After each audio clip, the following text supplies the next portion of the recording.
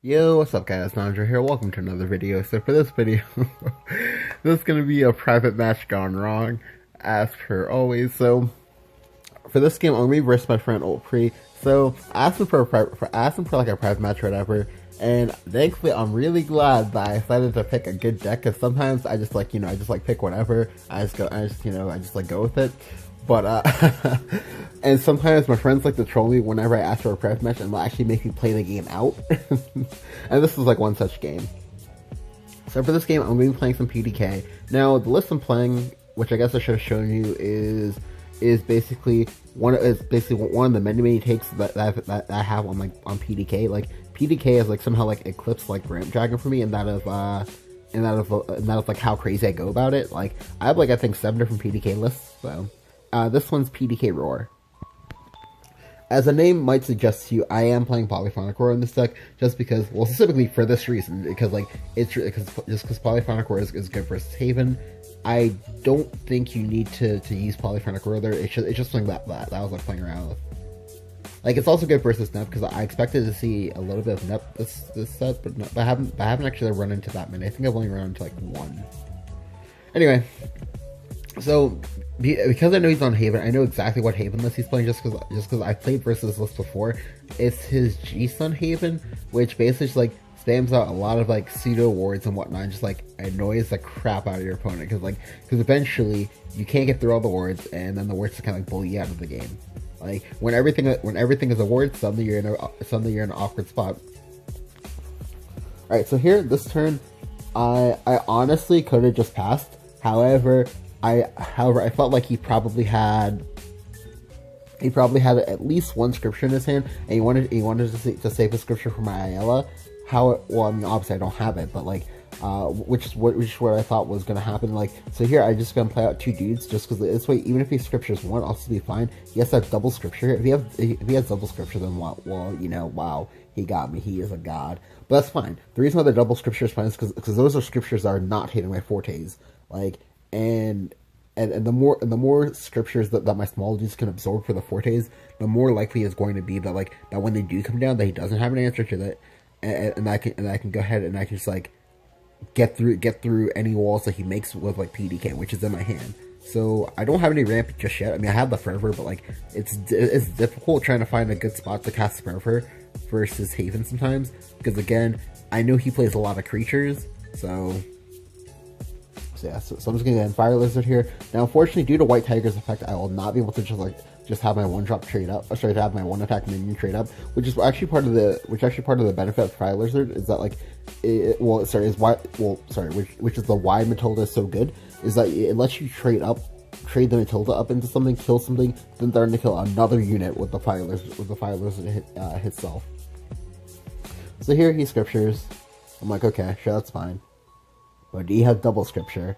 He trades, and then has the second scripture. I'm like, okay, well, that's annoying, but that's fine. Because then I can just go ahead and go Beowulf. Beowulf has no value in this matchup whatsoever. Thankfully, I do have my Forte. So next turn, it doesn't matter what he wants to do. The play is always to just go ahead and go Fervor. The reason why the play is to go Fervor is because this way, I go Fervor now on a weaker turn. Then I play the Sybil. The Sybil demands an answer, and the answer is probably going to take the entirety of his turn. Then I can just play Poly. I get the Poly in play, then he never comes back, and I just kind of win, because I have Genesis Dragon and a PDK in my hand, so I can just do a lot of really annoying things to him. So here I just go in Fervor, like I said. I pick up Scyther and Dragon Summoner. This is huge, just because now my PDK can get at least 2 activations off. Here he goes for the G-Sun, then plays Priest of the Cudgel. So he plays up Priest of the Cudgel, and this tells you that he probably has a second one in his hand. And that's fine. I get 3rd PDK. Now here I'm going to go Dragon Summoner. I go for Dragon Summoner first. This way he doesn't know exactly what it was I got. Maybe now he can assume I have Sybil. I do pick up the 3rd PDK, so now it's like, okay, well, GG you. Like, because now alright, so this is part of how the PDK decks get you, actually. Is that they have so many just like very strong threats. Like, look, like if you look at my hand right now, I have multiple bombs. Like PDK is a bomb, Forte is a bomb, P-Roar is a bomb, Genesis is a bomb, like, and all these things push a lot of damage very quickly. So next turn, if I wanted to, if you want Themis, I could have just gone PDK, not third PDK, because you want to try to space out your PDKs when possible, especially versus Haven because they have Themis. But yeah, but I could have gone PDK into Scyther, and that's 1, 3. That's 5 damage before I use the Evo, and then 7 damage after the Evo. Or I could have just gone PDK plus Forte, which requires a Themis for him to deal. Now this board state is very, very good for me because like the Sybil is at 4 HP, so he has to make a hard trade into this, and that's what I want. Because now I get to play. Now I get to slam down my Pre-Roar on a near clean board, and that's very, very strong because additionally it meant that I didn't have to play any creatures, so I'm not actually like lose anything into this popping Tribunal. Additionally, he has like almost no cards left in hand, so I know that even if he has Aegis, it's not going to be good enough. So again, I'm just going to slam down the Pre-Roar. Now, mind you, I slammed down the Pre-Roar knowing exactly what he's going to do to me next turn. So like we weren't like in voice chat or anything like that, but like the last four or five times that I played versus Ultpri, anytime I play an Amulet, it gets Odin'd, and I'm just like, okay, please don't have the Odin. Please don't have the Odin. Please don't have it, because like I know he likes playing it a lot. So yep, I get Odin. Like okay, that's annoying, but fine. We can still win because like he's out of cards. Eventually, he needs to start drawing more cards. Like because now he basically has to like rely on top decks. But this is fine because this turn I'm just gonna go ham with PDK. So I just go 1 PDK into a second, and then because I also picked up the Matilda as well, this is actually insane because now I can just like bust up his entire board without breaking a sweat. He's also gonna take 4 damage for this, I believe.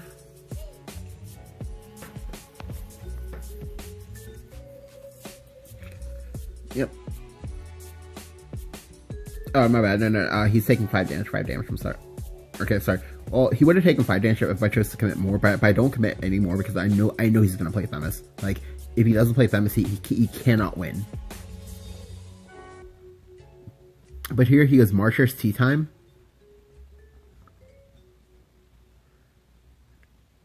Into Hollow Dogma, so now you can finally start drawing cards. Into second Hollow Dogma to get a second March Hairs, but these don't kill PDK.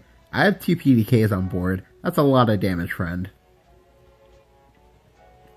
So here, I believe I should... Alright, so here this turn I actually did misplay. The correct play was to play out the third PDK. When I play at the third PDK, if I play out the third PDK and then I make a trade, I go ahead and push through enough damage to go ahead and make Genesis Dragon lethal next turn without me having to do anything. Now, granted, he's still in a bad spot because he still needs to play the Themis here, but that was definitely a misplay on my part.